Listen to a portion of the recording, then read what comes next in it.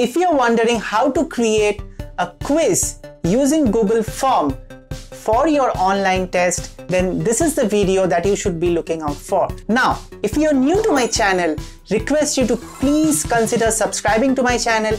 Please press the like button and do not forget to please share this video with all your friends and families. So this is Sonit from Techie Trickle.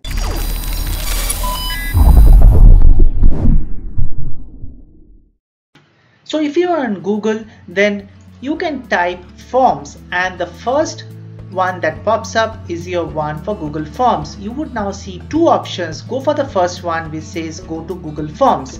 You click that and then you see a big plus, which is your first form that you can create. Now you can click that to start your form, but there is another way you can go to the forms. So the way you do it is you can go to Drive, and then from new you see the option of Google Forms, from where you can click again the blank form.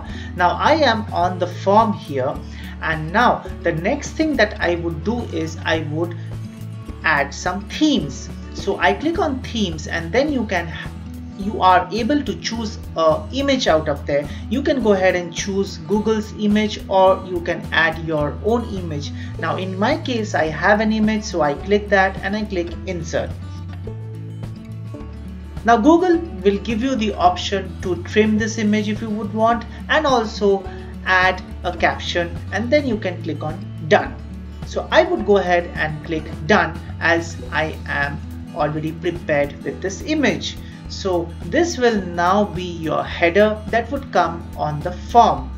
Now with this, Google will now give you the theme colors from the image that you have actually uploaded, and with it also comes the background color. So I would go ahead and change the background color, and in case you want the theme color, you can go ahead, and then you can also have the option of changing the fonts.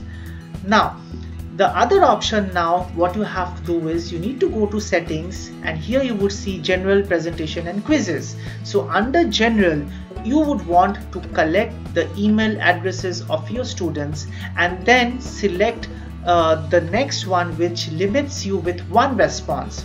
Now if you go to presentation, you would definitely want to see the progress bar and shuffle the questions around so that all students don't get the same questions at the same order. And you can definitely go ahead and add a confirmation message after the student has actually submitted the test. So I provide the confirmation, and now I go to quizzes. Now this is a very important part, so make sure that you have this turned on, and you immediately publish the grade after submission, and you would see all the missed, correct and point values once you have done your examination. So I am back to the forms. Now I give a title and a description for this particular form that I'm creating. So I give a title of my choice, and now I start making my first question. So let me type the first question that I would want my students to actually answer. So what is 4 plus 5? Now I get to choose what kind of option I would want to add here. So I would choose a multiple choice, which is the options that I would want them to choose.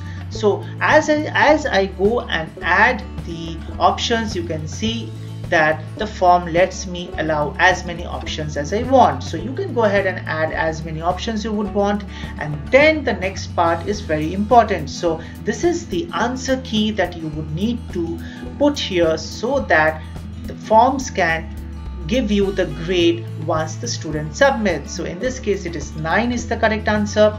And now I would also want to add a feedback. If it's an incorrect answer, I can give an appropriate message for that, and if the student gives a correct answer, then definitely you can go ahead and also customize your message accordingly. So let me type a correct answer and a message that the student will actually see. So once it's done, I click on save, And now the only option left here is you have to put it as required, otherwise your student might not take this as an option. Now you can go ahead and duplicate this and copy so that you don't need to write the entire question again in case it is of a similar type.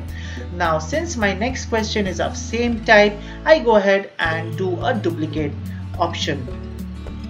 I give the answers whatever I want. I intentionally skipped one, so I can definitely go back and change as I would want. I can also go ahead and delete the option in case I want. So I also again go ahead and choose the answer key in this case, which is 13, and then I can choose to let this be the feedback, or else I can go ahead and delete this option as well. And now I press done if I am already done, and definitely I do the required option as checked. Now once you are done, I can again go ahead and duplicate this option. Now in this case I would go for checkboxes, so I click on checkboxes. So once I frame my question, so then I would get the option of adding the multiple answers here. So I add the question, and now I give the correct and the incorrect options for the student to go ahead and select the ones that they think are correct. So I give the options here, and once done, I can also add other option if you would want, as it shows here as the last one, or else you can choose to not select it. And then definitely, as always, I go ahead and give the answer key for this. In this case it is both these options, and then I press done if I'm done. Oops, I forgot to put the points here. Definitely you need to add the points here so that on top you can see the points are going up adding. So once this is done, you can add a question, which is a new question altogether. You can go ahead and click that, and you would see a brand new question that pops up. So let me go ahead and insert an image here. So I have the option of taking from uploads, photos, URLs, cameras, Google Drive, wherever you have the image. So in my case, I have it in my desktop, so I go ahead and browse this option, and I select the addition image that I have. So I open that, and once it is done, I select the image here, and then I frame the question that I have. Now this is also very important in case you are an English teacher and you give an image and you can ask the students to write a short passage. So you can see automatically Forms is suggesting a short answer for this, but my case would be to select either a multiple choice or a checkbox. So I do a multiple options, and I give the options accordingly, like how many dots are there in this image, and then I add the answer key, and then if I'm done, I can add a feedback for that, and if not, I definitely go and add the points, how much I want it to show up, and then click done if I'm finally done with this. Oops, don't forget to select this as required, definitely, and you can go ahead and duplicate this, and only you should duplicate if you have a image question again. But if you do not want to do it, then you definitely don't want. So you can go ahead and align it as ever you want, and if you don't want, you can delete it from here. You can go back and you can choose another question as your duplicate option. So you can click that and you can get the similar question here, wherein you can go ahead and add. So if your question is a true or false, so it would be better if you can do it from the plus sign that shows on the right hand side, because if you copy and duplicate it, then Forms will not give you a suggestion for true or false. Okay, so you have to manually go ahead and write in the options as I'm showing you in this tutorial. So I add true and false here, and I go ahead and delete the other options that is showing up.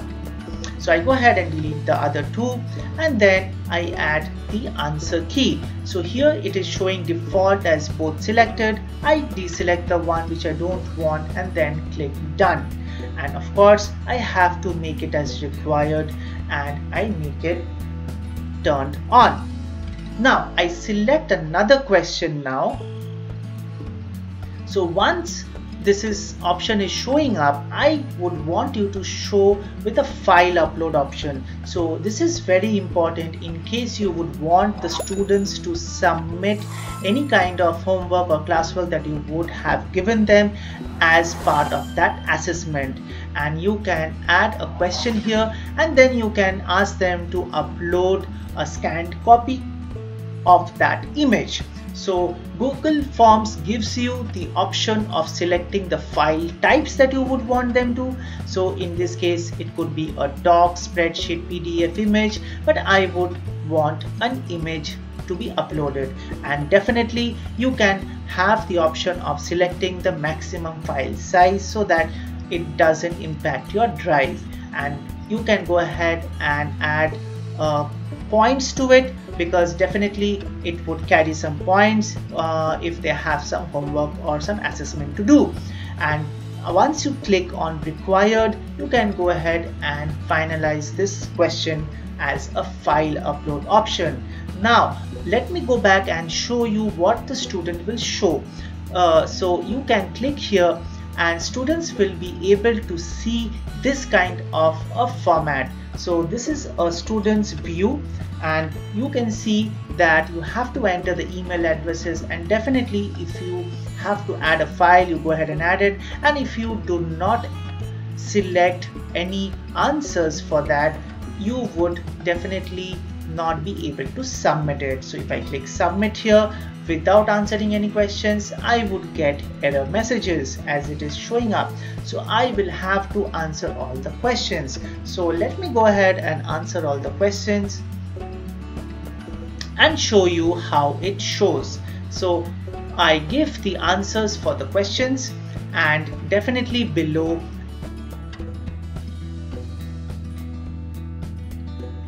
you would see that it does take in all the answers. So I select the option here, I go ahead and upload the assessment that I had to give. So I select the image that I have, and then I click on upload for uploading it into the forms. Once it's uploaded, I can go ahead and take the next few couple of questions. You can see the progress bar, and once done, I can click on submit.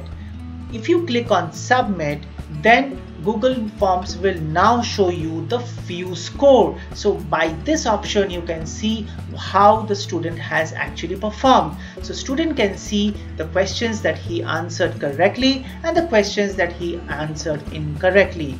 So definitely you must be using Google Meet to teach your students, and you can see a video that is popping up that shows you correctly how to see your students while you are presenting in the Google Meet. Make sure that you watch this video because it will definitely help you going forward. Till the next time, bye bye.